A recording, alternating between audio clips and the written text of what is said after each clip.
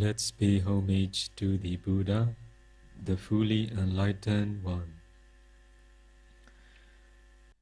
Namo tassa bhagavato arahato samma sambuddhassa. Namo tassa bhagavato arahato samma sambuddhassa. Namo tassa bhagavato arahato samma sambuddhassa.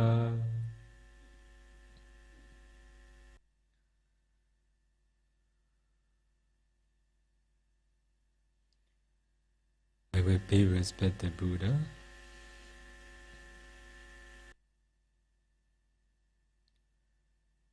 Buddha bodhaya diti danto yo dhammataya sa. Dhammataya danto dhammantino vadranaya sa. Nibuddho nibbanataya dan lokataranami. Lokatarano lokatumbai kosaya tasu pshito mudo. Yo nago buddha naga miro yadiya sinde atutachin myaswa phyati. Buddha tisali kuro rai to twinti miendo muvi pye. Bodhaya sa chatai tatu bobolu ro kutu tenlin tija basi jincho nga lagao. Danto kuroga bin yin jiro muvi pye. Dhammataya sa chatai tatu bobolu ro kutu me yun. Yin jija si chinga lagao. Tanto kuranga bin kileta upu khatin inyin do muvi pye. Dhammataya sa chatai tatu bobolu ro kotu me yun kileta pu nyin ja basi chinga lagao. Dino wa tandeya no angare chango. Kutan thâu chao kuro danရောက်ပြီးဖြစ်၍သာလျင်တရဏာယသာကိုရောထတုချွတ်ထိုက်သူတို့နေပူတာဝံမှာပဲကံတို့ကုသံထုတ်ချောက်ရောက်ကြပါစေခြင်းကြိုးငါ၎င်းနေဘူးတော်ကိလေသာပြိနိဗ္ဗာန်ဝင်ဆံယုတ်သိကိုရောတိုင်းအေးငြိမ်တော်မူပြီးဖြစ်၍နိဗ္ဗာနထာယသာကိုရောထတုဝေနေလူတို့ပုခတ်သိငြိမ်ကြပါစေခြင်းကြိုးငါ၎င်းဓမ္မနေစဉ်လေးနဓမ္မစကုဒေတိတိကရုဏာရှိထာမေတ္တာအဖြစ်ဟောကြားတော်မူခဲ့ပါပေ၏လောကတရဏံလောကသုံးပါးဤကိုးစားရာတဆုဖြစ်တော်မူသောတဏ္ဍာကံဗုဒ္ဓနာဂမိရောယတိအစိန်တေယတုထာထုမြတ်စွာဘုရားကို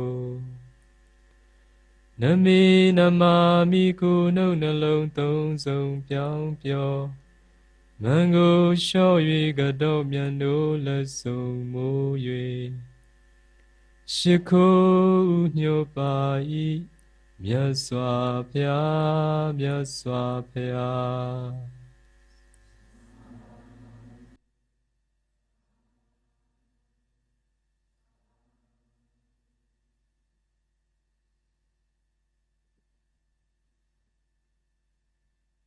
Today we will continue the talk bearers of the burden. Last Sunday, previous Sunday and Saturday, we have I have explained about the story of Chonda. He is a self-centered one or self-seeking person. Let me tell you about another person who set out seeking gain, honor and fame, obeying the demands of the 5 aggregates. It is a bhikkhu, well known by all Buddhists for his ill repute since the time of the Buddha until now. Do you remember who he is? Who he is? Devadatta, Venerable Devadatta. He was a very egocentric person who thought only about himself and not about the needs and happiness of others. He was a self-seeking person. He was very selfish. He acted entirely in his own interests. His sense of his own value and importance was very strong due to his ego. Winning gain, honor and fame boosted his ego and led to harm and suffering for him in the great hell. Where is he suffering? In the great hell. He is suffering immensely there even now. Don't you want to see Venerable Devadatta? If you reach there, you will see him. I remind you not to reach there. All egocentric people will have to suffer an unpleasant destiny. We all need to reflect carefully on what it is we are seeking and which path we are following. The path that Devadatta chose was the wrong one that steered him into the great hell. If the path to the goal is wrong, the goal cannot be reached properly. Devadatta, the carrier of the 5 aggregates, made his burden heavier. Which path are you going to use? Is it the path that Chonda chose? Or is it that of the 4 women from Rajagaha who traded in rice, oil, butter, honey, etc., by unfair means, using false weights and measures? Or is it that of those monks, novices and female novices, who had been evil ones in the Buddha Kassava's dispensation? Or is it that of Devadatta's self-seeking nature? Consider very, very carefully. The Buddha continued, having declared what is a burden and the carrier of the burden, I will teach you what is the taking up of the burden. What is the Buddha going to teach? The taking up of the burden. It is this craving that leads to renewed existence. Or it is this craving that takes up the burden, accompanied by delight and lust, seeking delight here and there. Before we go into finding out how craving leads to renewed existence, I shall explain very briefly how it is that we should, even if we have chosen the right path, set out on that path properly. The purpose of the practice of dependent origination is to realize the law of karma and to know the core teaching of the Buddha. Without such realization, one will be rowing one's boat of life without any navigational aids. I will repeat again. Without such realization, one will be rowing one's boat of life without any navigational aids. It will be like a boat without a rudder. To row and steer in the right direction, we need to fix a rudder to the boat. In the same way, to row and steer the boat called life into a delightful port, we need our sailing boat to be fixed with a rudder called the knowledge of the law of karma. Only then can we set sail without much trouble along samsara, the round of rebirths. Ultimately, we will reach another shore, that most delightful port, Nibbana. Blind is this world because of ignorance, not knowing the truth. People are wandering around without any clear direction. Do you agree? People are wandering around without any clear direction. It is like someone walking in the pitch dark forest at night, so as not to step on the thorns and not to hit the foot against rocks and stumps. It needs a flaming touch. To navigate the way through a dark road, a map of guiding light must be lit. Realizing the law of karma, through discerning one's own past existences, is the lighting of a flaming torch in the world of darkness. It will help one to navigate his sailing boat of life into a safe abode. We now know both the burden and the carrier of the burden. Let us continue about how craving, the taking up of the burden, leads to new existences. To understand it better, I should tell you about the experiences of a meditator who practiced dependent origination at the Pa'ao Meditation Center in Myanmar. When this yogi was at the stage of discerning his past existences, he discovered that he was, in one of his past lives, a very poverty-stricken village girl.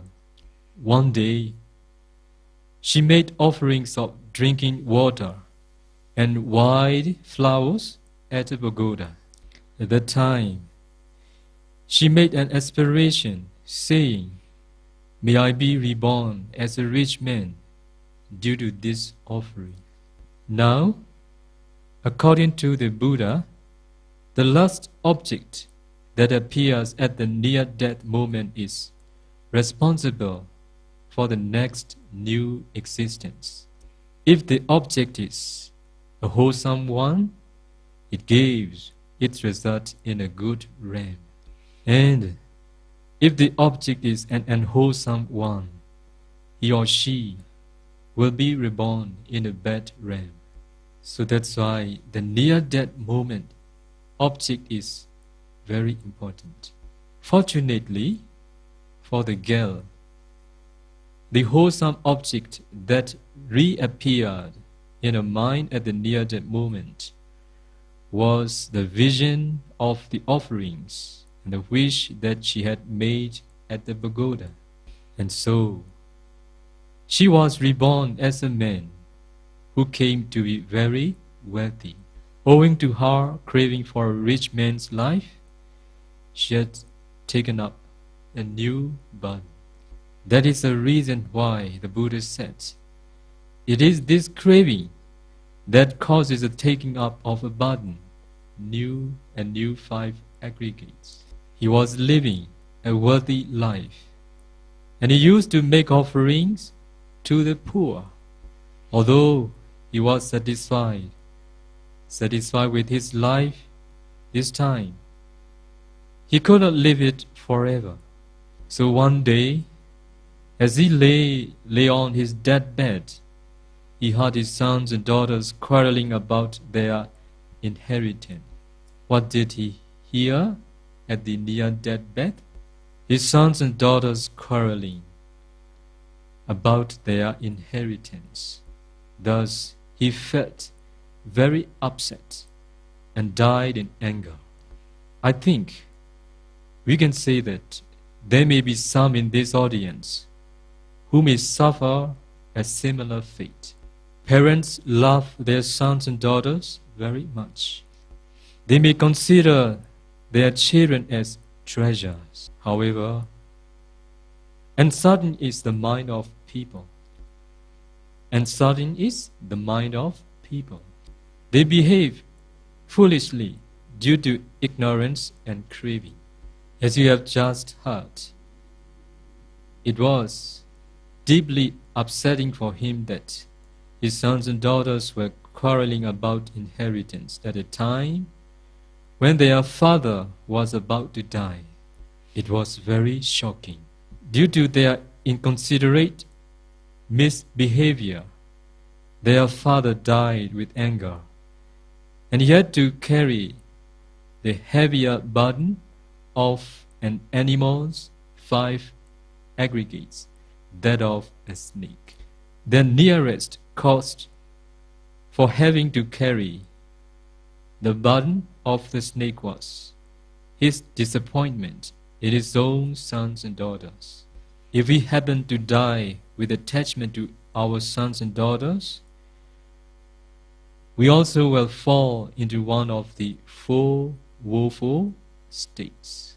There are many people in the world, some of whom will die young, some will die old, some will die of cancer, some will die for their beliefs, some will die poor, and some will die rich. In whatever way they die, their death moment object will be what determines their future existence. Between birth and death, we live mostly in the homes of greed, in the homes of hatred, in the homes of delusion, in the homes of pride, jealousy, and stinginess. Do you agree? These are homes that are truly bad for us. Even though we live in physical houses that we call home, for most of us, the real home is in which we live are those abodes of greed, hatred, delusion, pride, jealousy, and stinginess. These primal defilements are with us from the moment of our birth, and they trouble us throughout our lives.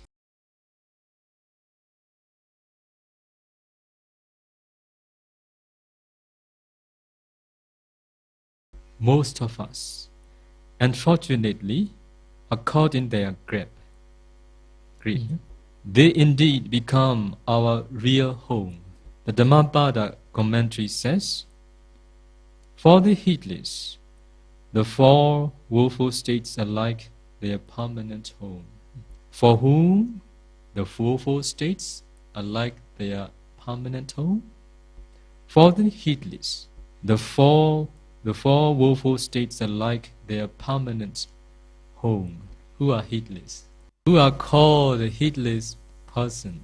Those who enjoy with sons, those who enjoy with daughters, those who enjoy with wives, those who enjoy with music, those who enjoy with video. They all are heedless. Who are you? Who are you? Okay, you know. As we all know, we don't usually stay for long at places where we are only guests. It is natural for us to return to our homes. Do you agree? You come here, those who come and listen Dhamma. After you come here just for a while. After that, where will you go? Your home. What is your home? Your permanent home. Because you are going to be heedless at your home, that you are going to return your permanent home again. I don't think so that you are going your home. I understand your go home, your permanent home. In the same way, the human and deva realms are places we temporarily visit only when the time is ripe.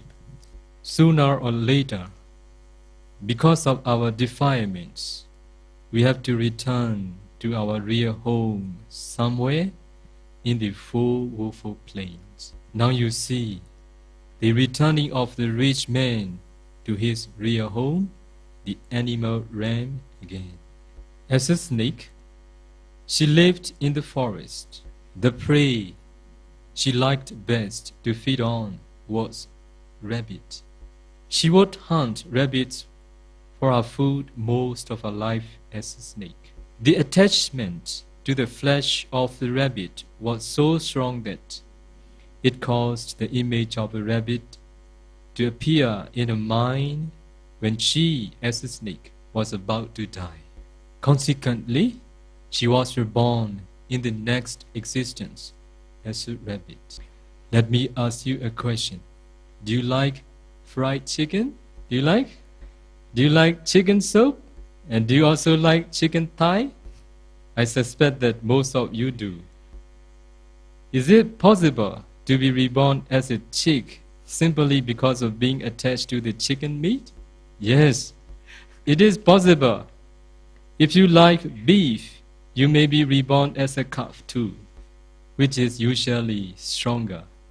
Your attachment to vegetables or your attachment to meat, it is mostly attachment to meat, is it not? So being born as a rabbit, she lived in the forest. I missed some. Due to ignorance, we crave existence of its own sake no matter what. It does not matter to most of us whether it is existence in the human realm, the Deva realms or the Brahma realms. Our desire for existence is so strong, in fact, that we even believe existence in one of the miserable ones to be better than not existing at all. Some they make an aspiration, may I be realized Nibbana. When they know that there is no existence at all, and they feel afraid. How to be happy there? You know, suffering comes with existence. If there is existence, there will be suffering. Only when we see the fault of existence, only at that time we want to make sense of existences. Being born as a rabbit, she lived in the forest. One day, she was caught by a hunter who took her to his house. He felt pity on the rabbit and kept her at his house and fed her well. Luckily, she had the opportunity to hear the daily devotional chanting of the hunter's daughter at home. The rabbit took delight in listening to it.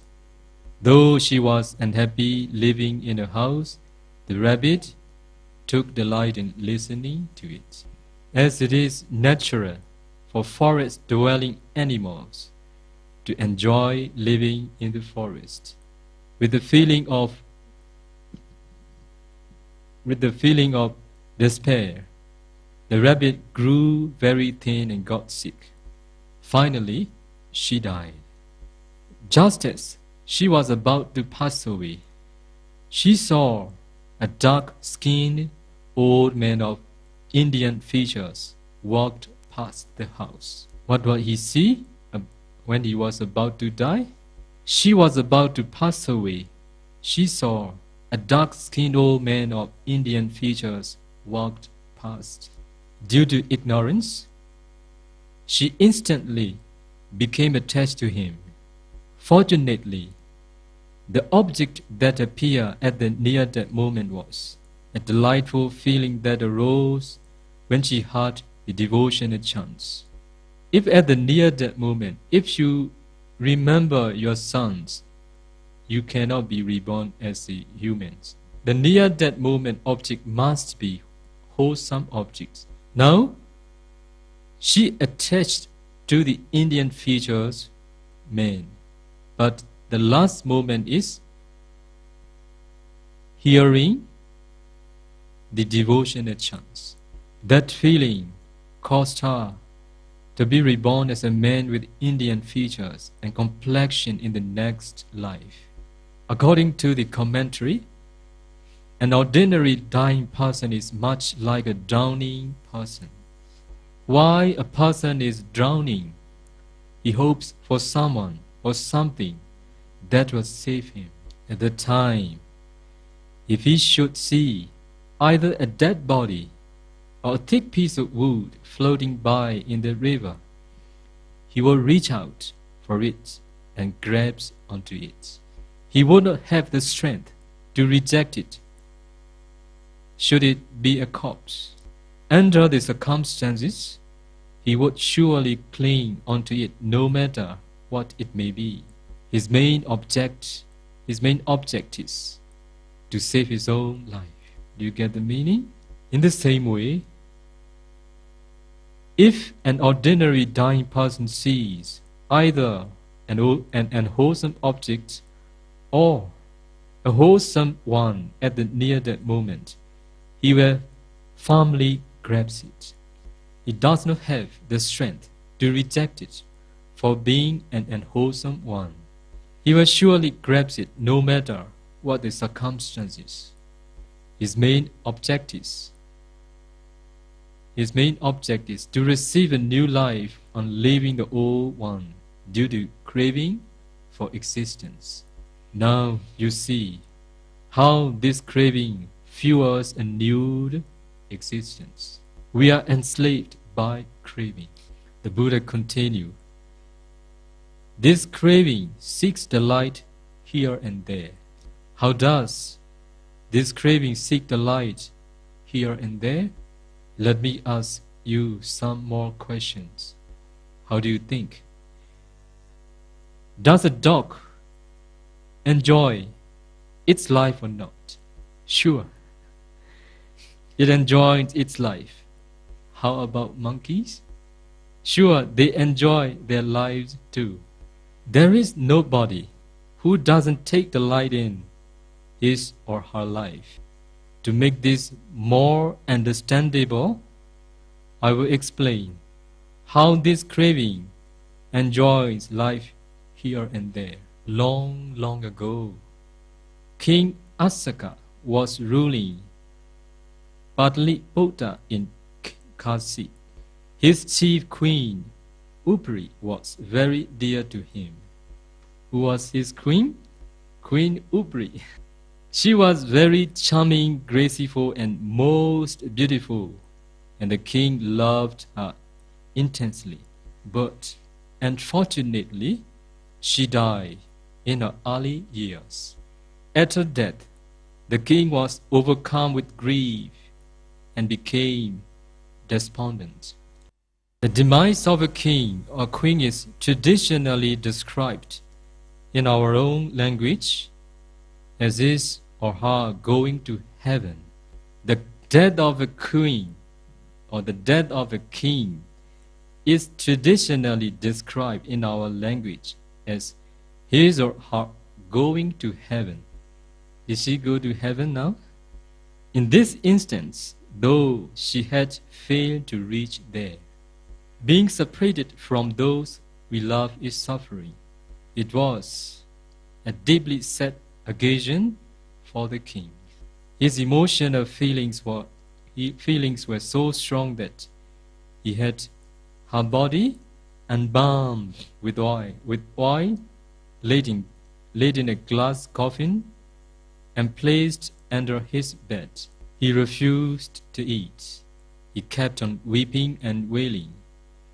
He failed to perform his royal duties, even though his parents and ministers consoled him, reminding him of the law of mortality and impermanence. He went on mourning for a full 7 days, staring down at the preserved body of his beloved. At that time, our Bodhisattva was a hermit who had gained supernormal powers. He was dwelling at the foot of the Himalayas. One day, he surveyed the world to see whom he could liberate from human miseries by enlightening with the Dhamma. With his divine eye, he saw the king sunk in great sorrow, and knowing that none in the world but he, the hermit, could extract him from such a situation, he visited the king's royal garden, where he met a Brahmin attendant. He asked the latter about the king. When he was told how inconsolable the king was, he suggested that if the king would come to him, he would show him the whereabouts of the queen. The Brahmin hurried to the palace and told his king, "Sir, there has arrived at the royal garden a powerful hermit who possesses divine sight, and he can tell you your queen's present existence and show you where she is. Please pay him a visit." The king was overjoyed at the thought of seeing Upri, and he at once went to the garden by chariot, and arriving there, paid due respects to the hermit. Then he asked, "Is it true that you can tell me where my queen is?" The Bodhisattva said, "Yes. Your queen, while in this human world, was immensely proud of her beauty, spending her days all the while preening herself, forgetting to do the meritorious deeds of almsgiving and of observing the precepts. You know, beauty also dukkha. What is good? No existence is the best. So when she died, she came back reborn as a lowly dung beetle in this garden. According to the Buddha, a woman or man who is proud and who does not pay obeisance to one who should be paid obeisance to, does not stand up for one for whom one should stand up, and does not give a seat to one to whom one should give a seat, does not make way for one for whom one should make way, does not honor, does not respect, does not revere, does not pay homage to one to be honored, to be respected, to be revered, to be paid homage to, then she or he, at the breakup of the body after death, in a bad destination in hell, will be reborn. But if she or he, at the breakup of the body after death, in a bad destination in hell is not reborn, if she or he as a human being returns, then wherever she or he is reborn, she or he will be low born. This is the way that leads to a low birth.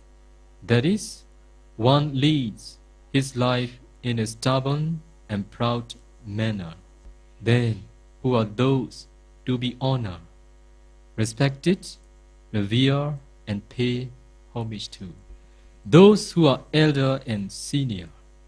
First of all, fully enlightened Buddhas, Pacceka Buddhas, noble disciples. For a lay person, one's elders and seniors include one's mother and one's father, ascetics and Brahmins, and the head of the clan. When the king heard that the queen Upri was reborn a dung beetle, he said, "I don't believe it." It would say that this would be a normal reaction in anyone. We want to hear that our loved ones has been reborn in a good destination only, not in a bad one. So the Bodhisattva said, "Then I will show her to you and make her speak." Do you want to hear what she speak? The king said, "Please make her speak." The Bodhisattva commanded, "Let the two who are busy rolling a lamp of cow dung come forth before the king." And they came. The Bodhisattva pointed one out to the king. "This is your queen Upri, O king. She has just come out of this lamp, following her husband, the dung beetle. Look and see." So the king cried, "What? My queen Upri a dung beetle? I don't believe it." Still, the king could not be convinced. Those who don't believe in law of karma, its results are unable to accept that a beautiful human queen should have descended so low as to become a dung beetle in the next existence. Even in these days, when the teachings of the Buddha are quite prevalent, there are some people who hold the belief that once you are a human being, you cannot be destined to be reborn in a plane of existence inferior to that of the human realm. Outside of the Buddha's dispensation, there were many who held the view similar to that of some of the dissenters of today. According to the Buddha, so long as one has not attained the state of a stream enterer, Sotapanna, anyone in the superior planes of existence may listen to the full nether world. Whether one is a king of devas or not does not matter. One's mood of rebirth after death depends on how one is mindful at death's door, or what the last object is that appears at the near-death moment. If one's mind is directed to wholesomeness when dying, one may be reborn as a man or a deva. If one's mind is directed to unwholesomeness when dying, or the object that appears at the near-death moment is unwholesome, one will be reborn in one of the four nether worlds. How do you think? Bagaimana menurut Anda? Is it easy to direct your mind to the wholesomeness while dying, let alone dying? Is it easy to direct your mind to the in and out breath? Even now you are healthy, you are strong, you have mindfulness. You cannot direct your mind towards the object, meditation object. When dying, when we are dying, we have no strength. We are seriously ill. We have no mindfulness. How can we direct our mind towards wholesomeness? Consider. That's why one time our Buddha, taking up a little bit of soil on his fingernail, he asked a question. Bhikkhus, which is more, a little bit of soil that I has taken up on my fingernail and the great earth? This is very difficult question. Even a child can give an answer. So the bhikkhu give an answer. Buddha, a little bit of soil that you have taken up on your fingernail is out of comparison to the earth. And Buddha continued his explanation. Bhikkhus, in the same way, when humans pass away, few are those who will be reborn as humans or as devas. Many are those who fall to the four states after the breakup of the body. Buddha said, in the same way, when celestial beings die, few are those who will be reborn as celestial beings or humans again. Many are those who fall to the four states. Humans, they enjoy sensual pleasures. Buddha said, yes, there is happiness in sensuality. I don't say there is not. Because there is happiness in the sensuality, people enjoy sensuality. How much you enjoy, how long you enjoy, there will be no enough. There is a fault inherent behind enjoying sensuality. Do you see the fault inherent behind the sensuality? If you desire to enjoy sensual pleasure, you heedless to train your mind to be able to direct your mind to the wholesomeness while dying. You all know how to enjoy sensuality. Please do know how to enjoy your near death too. How to enjoy near death. Without preparation, we can't. Impossible. So in your daily life, please make a schedule to train your mind to be able to direct your mind to the wholesome objects and as a preparation for your death. Is there anybody who forget to wash their face and to brush their teeth every day? Is there anybody who remember practicing meditation at least a day, one sitting a day? Who are you?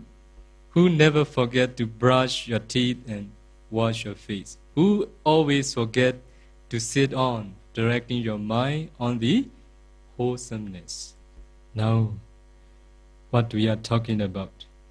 If one's mind is directed to wholesomeness, when dying, one may be reborn as a man or a deva.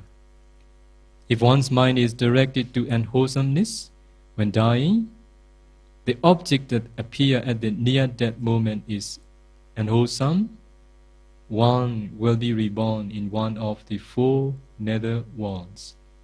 However, the king had never heard of this, and so could not believe what the hermit had told him. Therefore, the Bodhisattva applied his supernormal powers to make the female dung beetle talk about herself. The following conversation was made to take place and be heard and understood by the king and all the others present. The Bodhisattva said, "I will make her speak, O king." The king said, "Please, sir." The Bodhisattva gave her the ability to speak. "Upri," he called out. "What is it, holy sir?" she asked in a human voice. "What was your name in your former life?" the Bodhisattva asked her. "Sir, my name was Upri, the chief queen of the king Asaka," she replied. "Which do you love best now, King Asaka or your present husband, the dung beetle?" What is your answer? "Sir, in my former existence as a human being, I lived with my former husband, the king, enjoyed the sensual pleasures in this very garden. But now, my memory is confused by rebirth. I am now leading a new life in this world of dung beetles. So, King Asaka has nothing to do with me now." She went farther than that and added, "If it were possible, I would kill King Asaka now, and I would smear the feet of my husband, the dung beetle, with the blood flowing from his throat."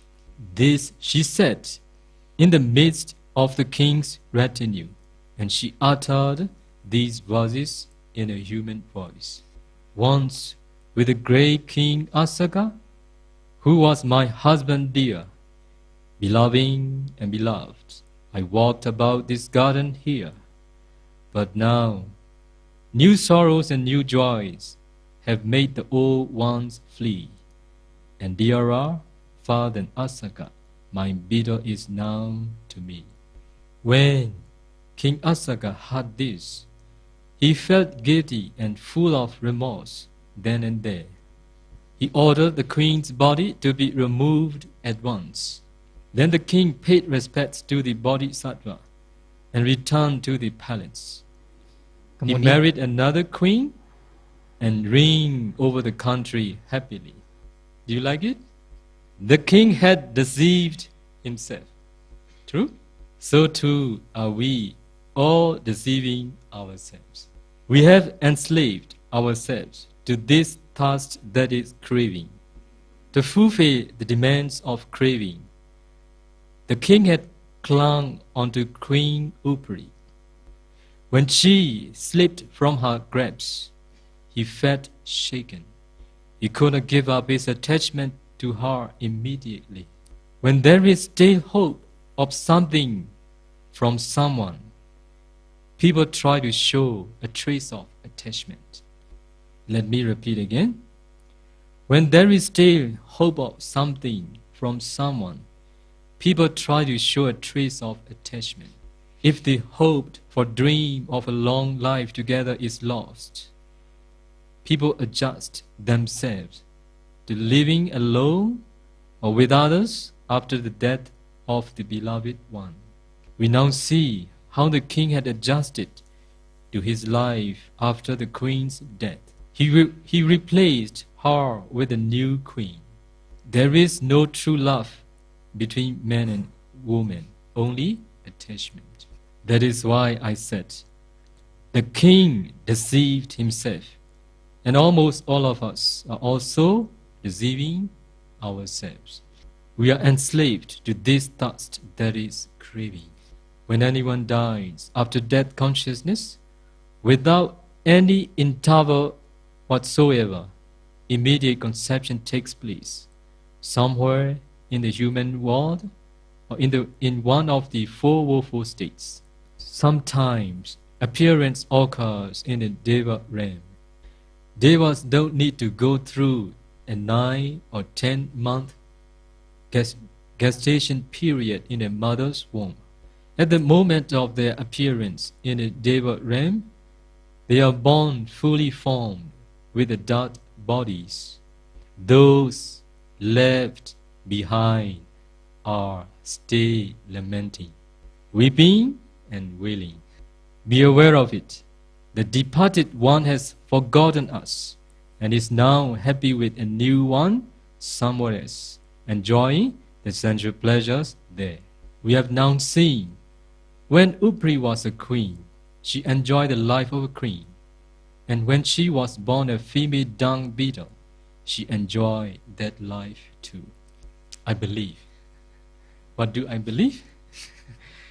I believe that if we were to be reborn as a pig, or a dog, or a cow, or a dung beetle, or a monkey, or a fish, or whatever, then we would also be enjoying that particular life, whichever it may be. Do you believe? Do you agree? Yeah, you must agree. It is futile to keep thinking of someone who has already passed away.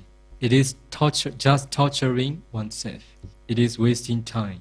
They are happy with the way they are and where they are. That's why the Buddha said, this craving seeks the light here and there. It is this craving that lights here and there. It can immediately adjust itself to its new abode and new partner. So we now see and know how this craving seeks the light here and there. Let me come to the last part of this talk next Saturday. Okay? Questions and answers.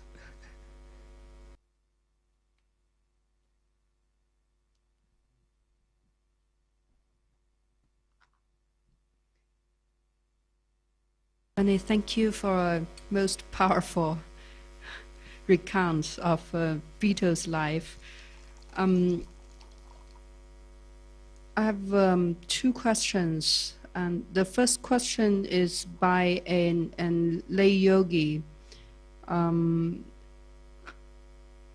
ask Bande to clarify the difference between refuge in triple jam and self-reliance.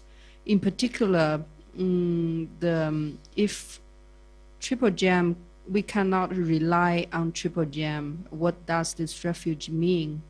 And self-reliance, the self, what is the self? The second question is a specific application of the first question. In our journey to learn to take off the burden, the teachers seem to be representative of triple jam. So how do we balance the respect for and obedience to the teachers and the reliance on ourselves. Maybe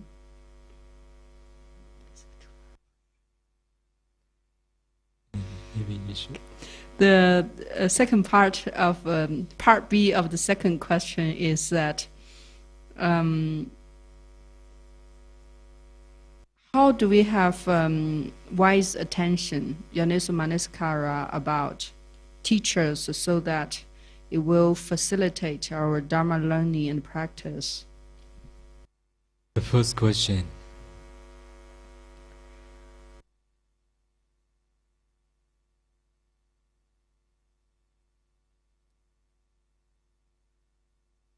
The entrance to the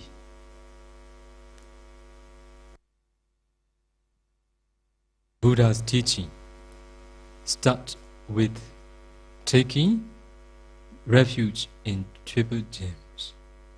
When we take refuge in triple gems, we become Buddhists. So we recite Buddham Saranam Gacchami. I take refuge in the Buddha. Dhammam Saranam Gacchami. I take refuge in the Dhamma. Sangham Saranam Gacchami. I take refuge in the Noble Sangha.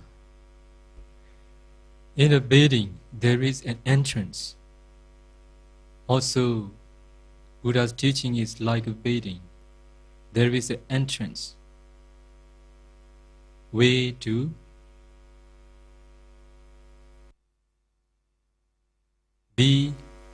enter the bathing called Buddha's teaching.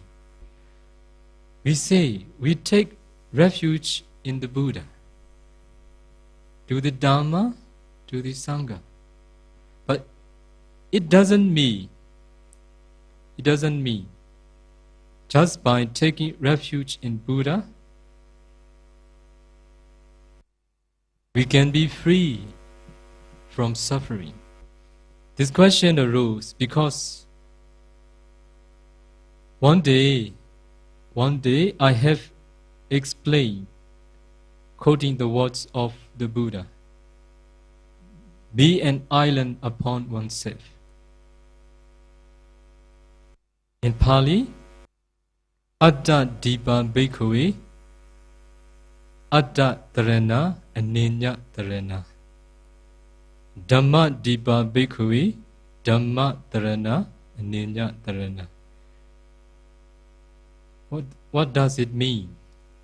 Atta Dipa Bhikkhave and Atta Tarana Anenya Tarana. The first sentence. Yes. Second sentence, Dhamma Dipa Bhikkhave Dhamma Tarana Anenya Tarana. What does it mean? The first sentence means be an island onto yourself. Be a refuge upon yourself. Don't depend on anybody. So the entrance way to Buddhism is taking refuge in triple gems. Take refuge. Now Buddha said, don't depend on anybody. Be refuge upon oneself. Maybe something conflict. That's why they want to make something. A second sentence will be explained later. Be a refuge onto oneself, upon oneself. Don't depend on anybody. How to do? Buddham Saranam Gacchami. I take refuge in the Buddha. I take refuge to the Buddha. Buddha, I have taken refuge to the Buddha. Please save me. Not this way.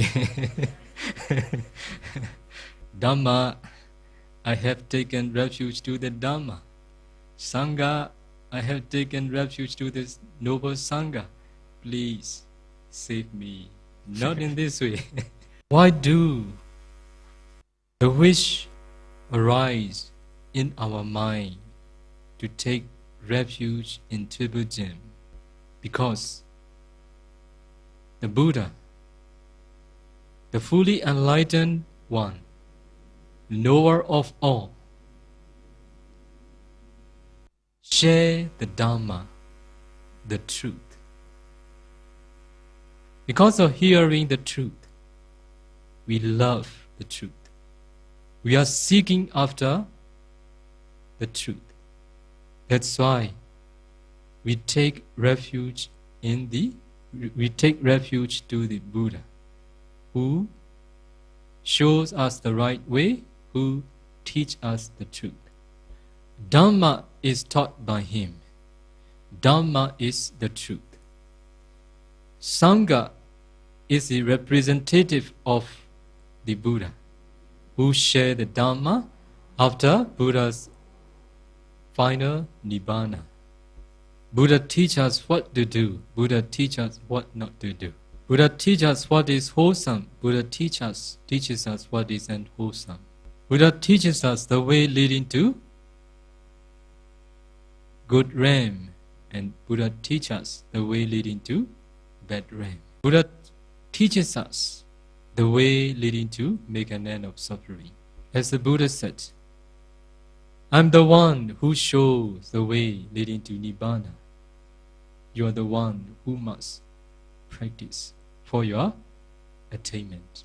Is it easy to know what is wholesome and what is unwholesome? How do you think? Even to know what is wholesome, what is unwholesome, is not easy if the Buddha didn't appear in the world. So, the one appear in the world who can show, who can tell the truth, who can differentiate what is wholesome, what is unwholesome. Furthermore, because of the arising of the Buddha, we come to know there are humans, there are celestial beings, there are devas, there are brahmas, there are animal beings, there are gods, there are hell beings. The Buddha teaching guide us how to live our life. His teachings guided us how to lead a worthy life. Those who want to be reborn in a good realm, one after another, they come to know how to make it. Who see the fault of existences, those who want to make an end of suffering, they come to know the way leading to make an end of suffering because of the arising of the Buddha. We all come to know this because of the Buddha, because of his Dhamma, because of his representative, his Sangha.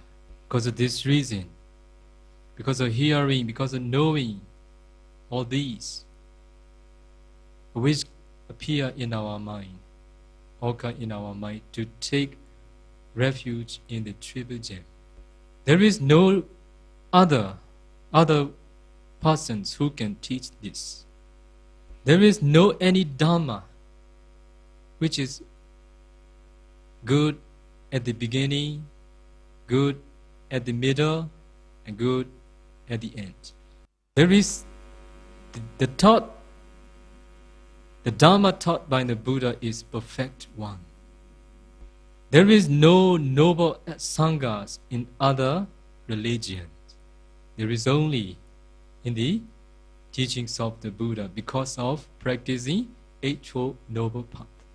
The teachings of the Buddha is stay unadulterated.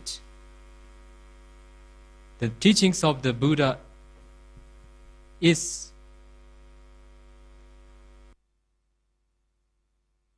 maintained in its origin. Who maintained this? Sangha. Okay? If there is no Sanghas,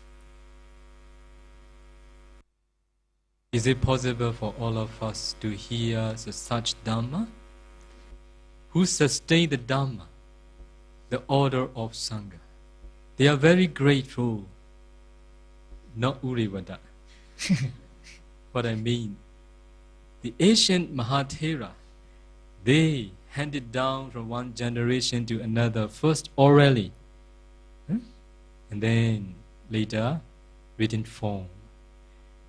If they don't hand it down orally, we cannot change into written form. Their memory is very great, not like Venerable Revata. So we take refuge to the fully enlightened Buddha and his Dhamma. The time when you are going to recite, or when the time you are reciting Sangham Saranam Gacchami, your mind should direct towards the order of Noble Sangha, not to Venerable Revata. In the same way, when you make an offering to the Sangha, you should direct your mind to the order of Noble Sangha, not to Venerable Revata. You don't know who is Noble Sangha nowadays. So, to be able to make an offering to the Noble Sangha, you should incline your mind towards the order of Noble Sangha the time you offer anything towards any bhikkhu. Even you are offering to an ordinary bhikkhu, as if you are offering to a Noble Sangha, how great it will be. Only then our mindset will be proper. Sometimes because of being approached to a certain bhikkhu, long time, offering things again and again, attachment may arise. Because of this reason, we should direct towards Noble Sangha. It is better. So what is the meaning of taking refuge in Triple Gems? What is the real purpose? We take refuge in Triple Gem. It means we grant ourselves, I will follow, practice what the Buddha said. I will follow, practice what the Dhamma says. And I will follow, practice what the Sangha said. They will not save you.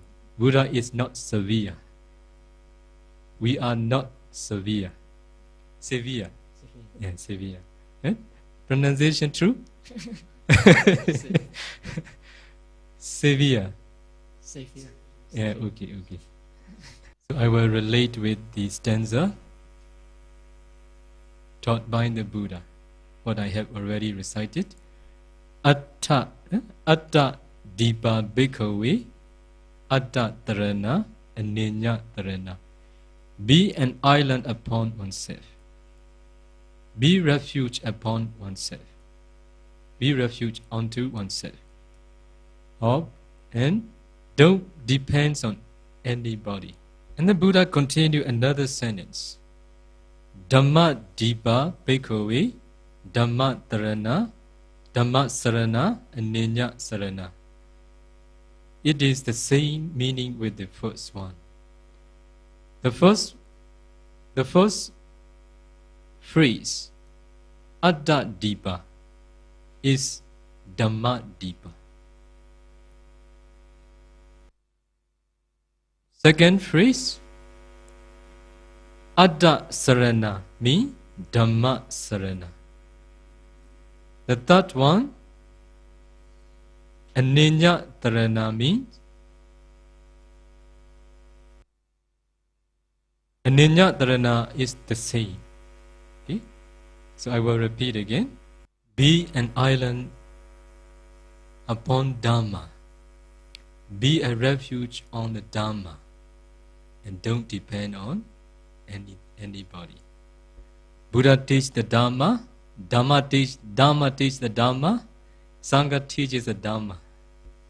After hearing the Dhamma, because of the Buddha, because of the Dhamma, because of the Sangha, we practice the Dhamma. We see the Dhamma. We depend on the Dhamma.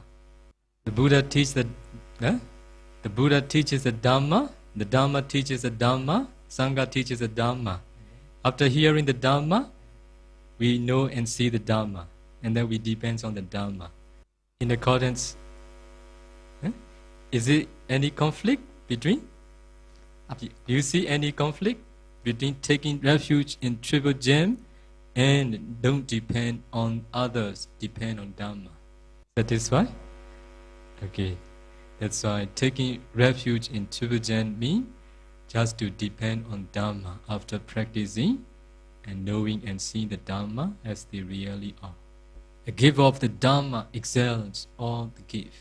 To make you all know more in the teachings of the Buddha, if sometime we say Dhamma, when we say Dhamma, you need to know it refers to 10 Dhamma.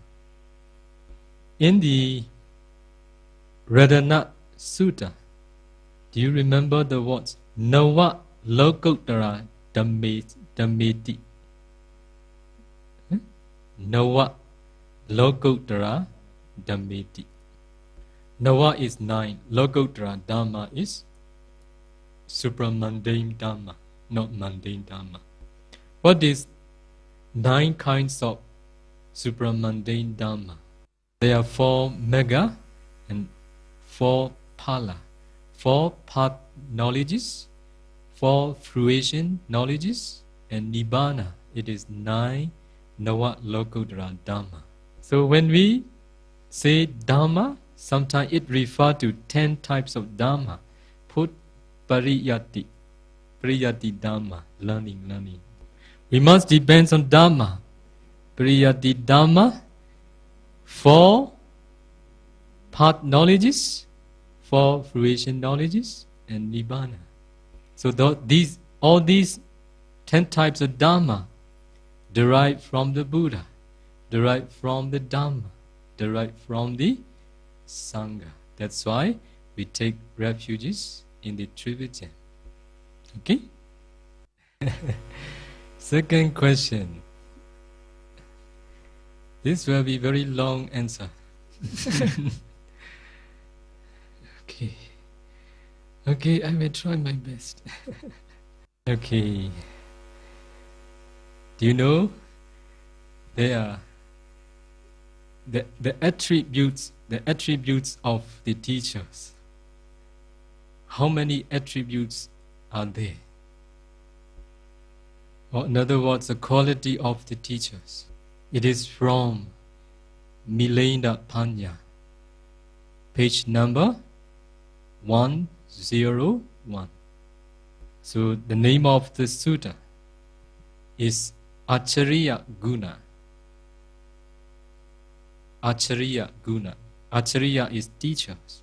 Guna is attributes or quality. They are Pancha Visati Guna. Pancha Visati, 25 attributes. How to make finish today? Do I need to continue? Okay, I will try up to 9 o'clock. At 9 o'clock, I will stop. So I try to read Pali and its translation, but not in English. I try my best. I will try to interpret into English. So number 1 attribute. The teacher need to always care of his own disciples. The teacher always watch the condition of the disciples.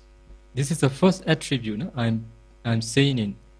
I'm explaining using different words. The teacher needs to always protect the disciples. Second attribute, the teacher needs to know to whom one's disciple should revere. The teacher needs to know to whom one's own disciple should approach and learn from. The teacher needs to know to whom one's disciple, his disciple or her disciple should revere. Okay? To whom revere is so we approach to learn from him or her something. Because as a teacher, sometimes they need to learn from others too. So to whom he should revere, he should approach and learn. The teacher needs to know.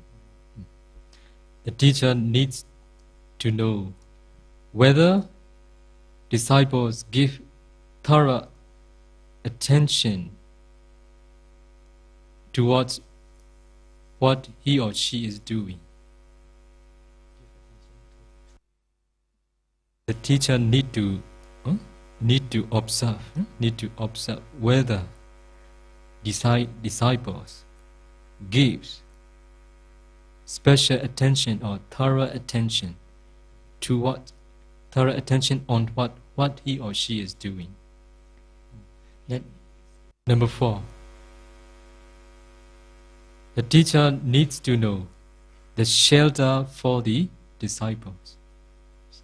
Another one, number 5, the teacher needs to know when disciples are sick. Number 6, the teacher needs to know whether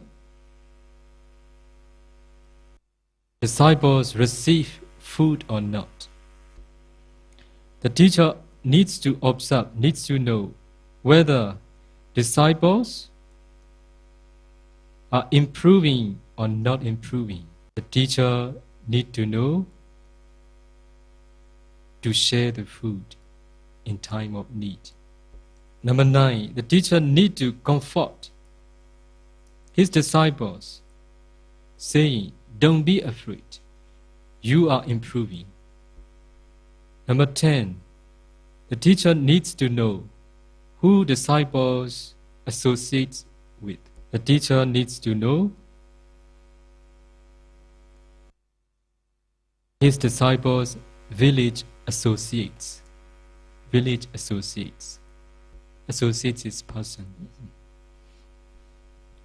Also, number 12, the teacher needs to know his disciples' monastery associates, his companion. Yes, he's the one who make association with. Also, the teacher should not be amused with disciples.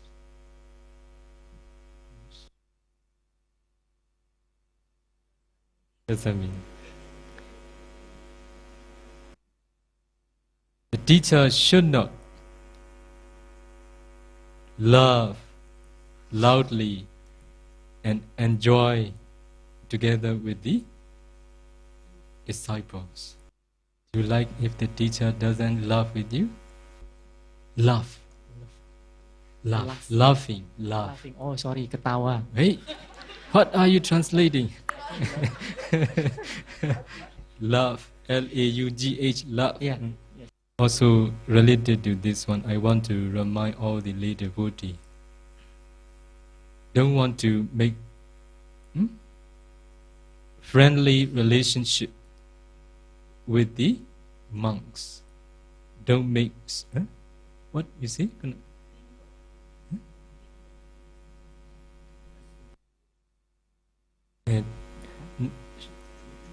This is a new one. and the same one. So another number 14. The teacher should make conversation with disciples, or should do discussion with disciples. Should forgive. Number 15. The teacher should forgive for doing minor mistakes. Minor. So here you all see. The teacher should forgive for doing minor mistakes. But the teacher, number 1, the teacher need to protect disciples. These two are relating. We must forgive disciples from doing small mistakes, minor mistakes, but we must protect them from doing big ones. That's why sometimes we have to admonish the students. Sometimes because of doing wrong, we may be angry. At that time, don't blame me. I'm angry. I have anger. I will be angry if you do wrong. Okay? At that time, they want to see me as a perfect one. This is very dukkha. But my anger is very mine. Okay? Please forgive me. If we hear undesirable ones, maybe we may feel something. It annoys our mind. It annoys, it disturbs. So this is what they should not do. I must say something. Sometime waiting the right time. Sometime cannot wait. Cannot wait. Why? They challenge. Why Bhante angry? I have anger. I will be angry sometime. Why do you say this? Should not. Okay? But because they expect perfect teachers. Forgive me because I am not perfect. Another thing, for teachers like us from country like Myanmar, where there is no freedom of speech, freedom of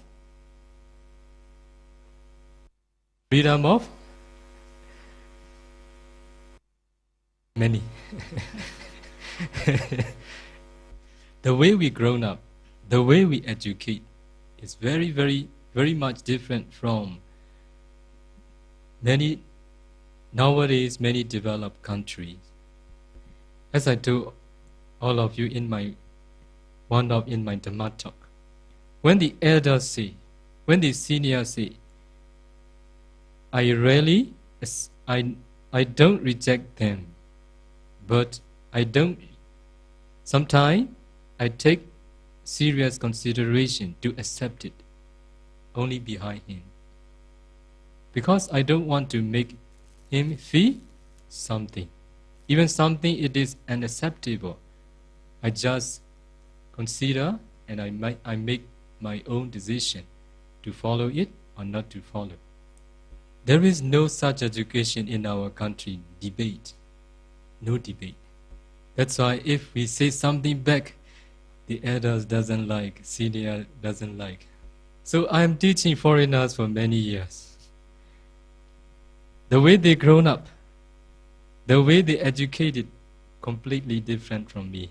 In this audience, there may be those who complain me already. Okay? In other country, also they complain me. It means the way they educate, there are nothing wrong. So I also don't mind with it. I have wisely handled almost all the things. Because I have to adjust myself, I have to improve myself to be able to help foreigners. But as I told you, I try to practice patience, waiting the right time to say. That's why sometimes I dislike doing this. I show in my appearance. At that time, many students, they understand. But some, they don't understand. Why did Bhante feed this? But if we are learning from Bhikkhu, we should wait the right time. Okay? Because we should not maybe say something if it is not the right time yet. As I am giving the bearers of the burden, we all have perception aggregate. Because of experiencing something undesirable, maybe different degree, we have perception about it. Because of this reason, sometimes along the way we are adjusting, we are helping the students. Along the way we are adjusting ourselves. Sometimes we are not yet normal. At that time should wait. The time will come when it becomes normal. Because the expression, maybe the facial expression, maybe a little bit different from before, just because of perception. And then, maybe after a few days, it will become normal. Let it develop in this way. Okay? Don't forcefully say something before the time ripens. Another thing, as a teachers, we take deep consideration about the improvement of the meditators. At the Buddha time, maybe it's better to say, in the teachings of the Buddha, it appeared.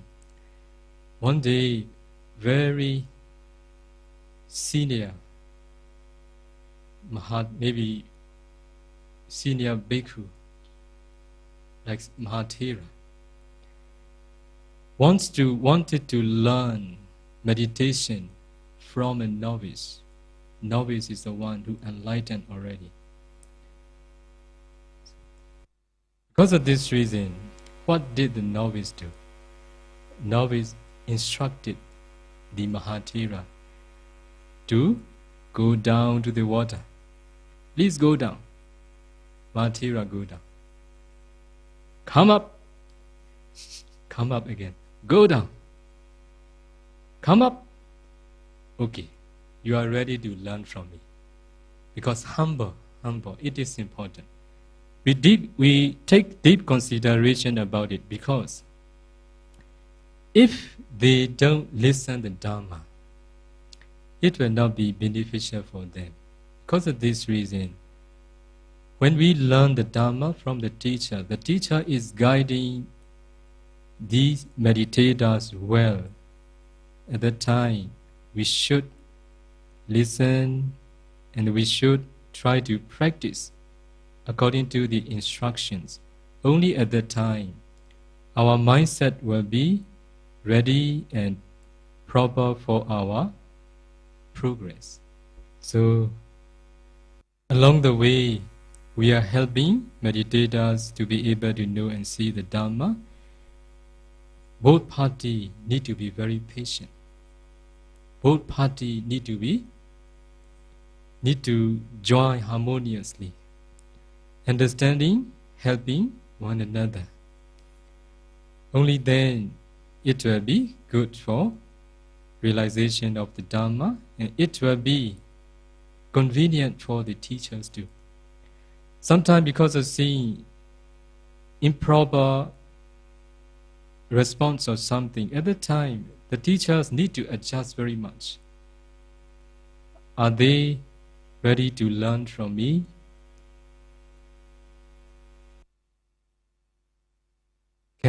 Should I say something?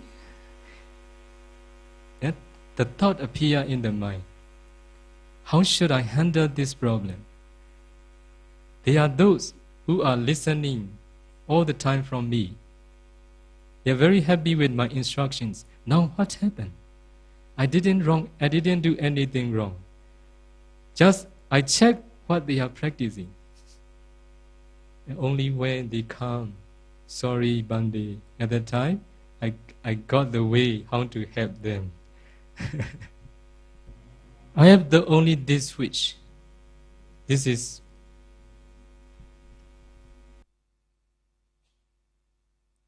what I notice in my life. I always think how to help. How to help only. And not to disturb anybody. Just how to help in this way. That's why sometimes in my teaching, along the way I am teaching, I met different disciples. I remember one disciple from Taiwan. I taught him this dependent origination. And the time he reported cause and effects, it is wrong. That's why I told him, please check again. If we say wrong, you are wrong, at that time also they will feel disappointment.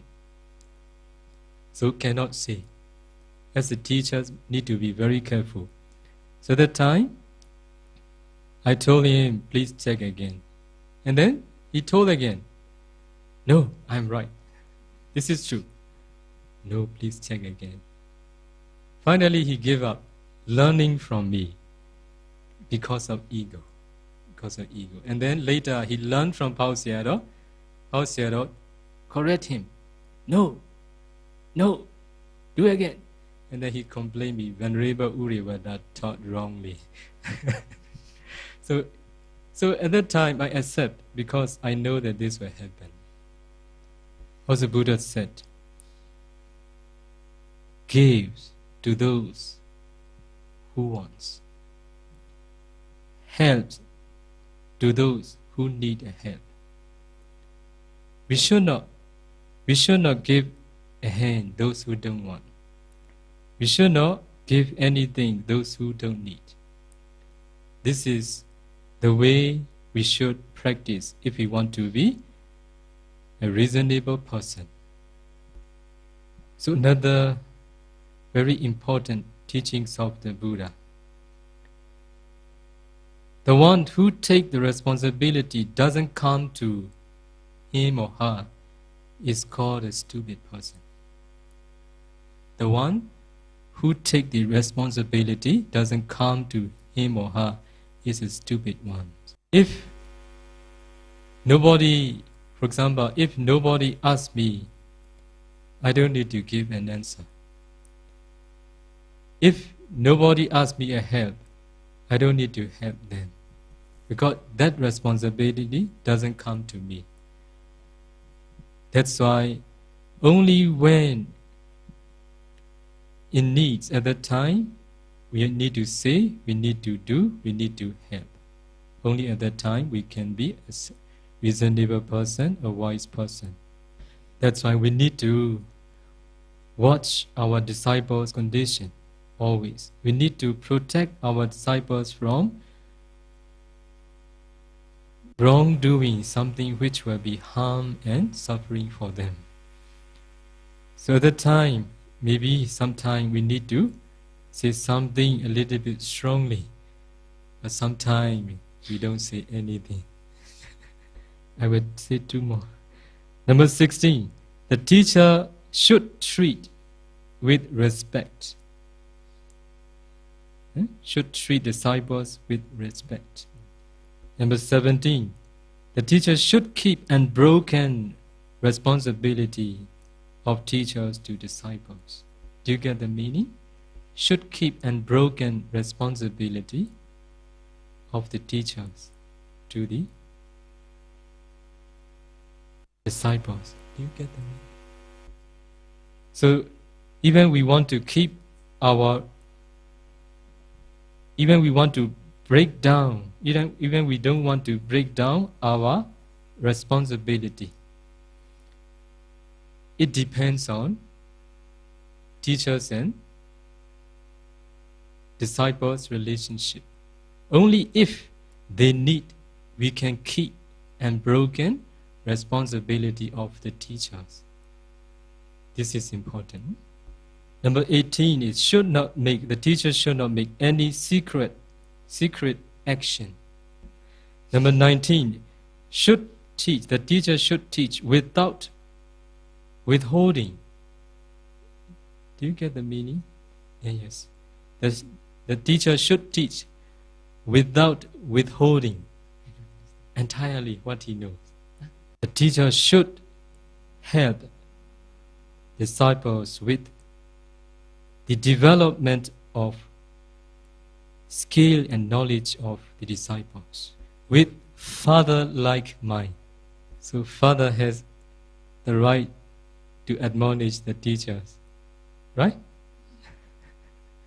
True? Do you get the meaning? Father has father-like mind. 21. The teacher should develop considerable well wishes towards one's own disciples, not to suffer from disadvantages. Considerable well wishes. Well wishes for the disciples, well wishes towards disciples not to suffer from disadvantages. It is rare that it is few are those who are willing to practice meditation. So among practitioners, also few are those who penetrate the Dhamma. Because of this reason, whenever we met meditators who can practice well, we have this mind to teach them until they realize something. That's why we don't want them to suffer from disadvantages. Because of this reason, we all should know the intention of the teachers. Only then you yourself can sustain or maintain something what you should. Otherwise, it will go astray from the way to others. You get the meaning? Yeah. 22 up to 25. Nearly finished. 22, the teacher should give exercise to strengthen the ability of the disciples. When I give, please do this again, please do that again. Why?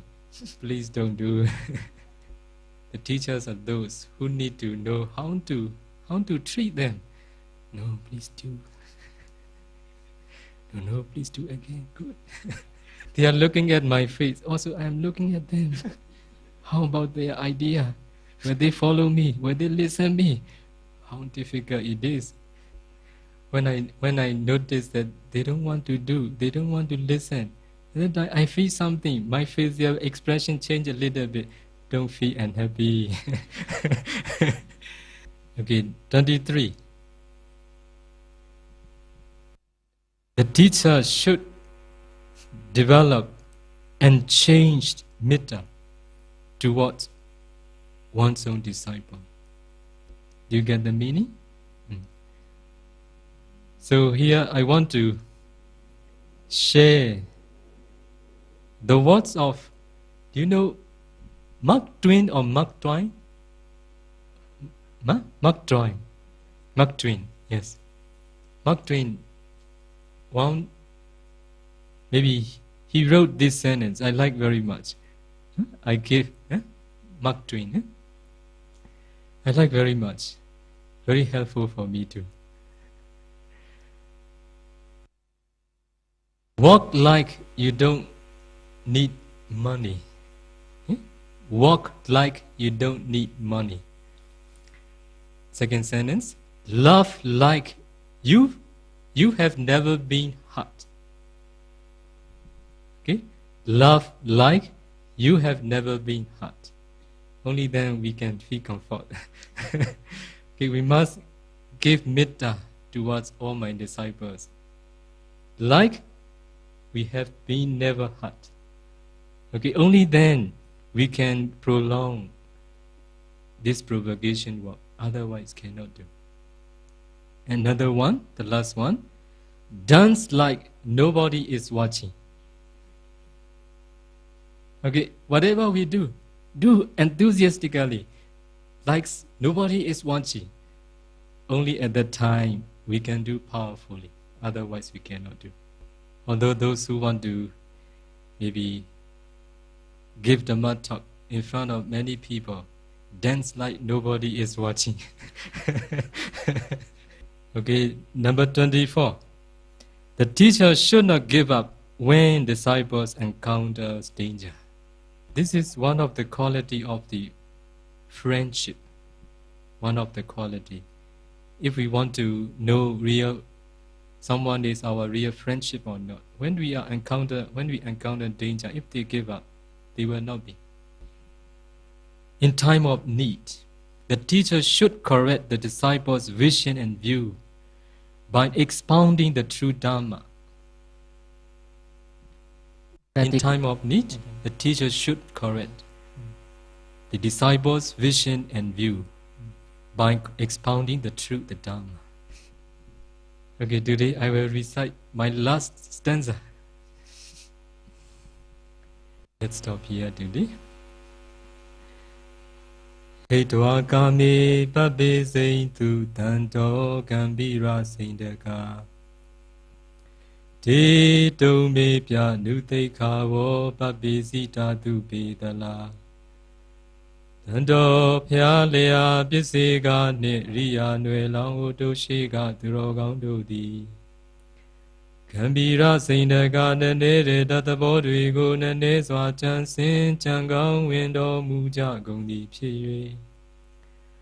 Kami shiga pyu pan kudo kando si man tau ma le yao ya da.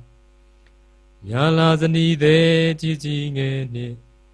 Ni nue yo yu kuro ro pain ta di kama wotu su su ro go. Hei toa ka ro pain nya I kama te ya ro di. Amya ne sat san be dwe ga won chan yan dwe ga myao mya. Gego chao lan bwe dwi vadaga hu chao aro nyan chwe lelo ji son pero mu ja gong di pye yue Pabe sein tu Theravāda Dhamma hu Geisa mya myang lu ro bang wo nang gu lo aung chong liye yong kan twet yue Nit the shuen lan shin han pyu yue do twet do mu ja li gong bi Dume bi mya ne kamada ateyahu Sanda ke aung tin tu ro gaung do di le be Babizita vutu kama hu the mya ma Mya ya chong le ye yong kan twat ja gong di pye yue Tu pe da la samari ta mi bya gong min pong twin do Chicken li mya nita ato tila kuzi ko nga shija gong di pye yue. Te to pya lea pise ga ne. Riya nue lang ho do she ga duro gang do go. Anu te ka wo tu lai ka. Jin thai ya go. Jin ga ma tui a thok nai ja ba si gong de ti.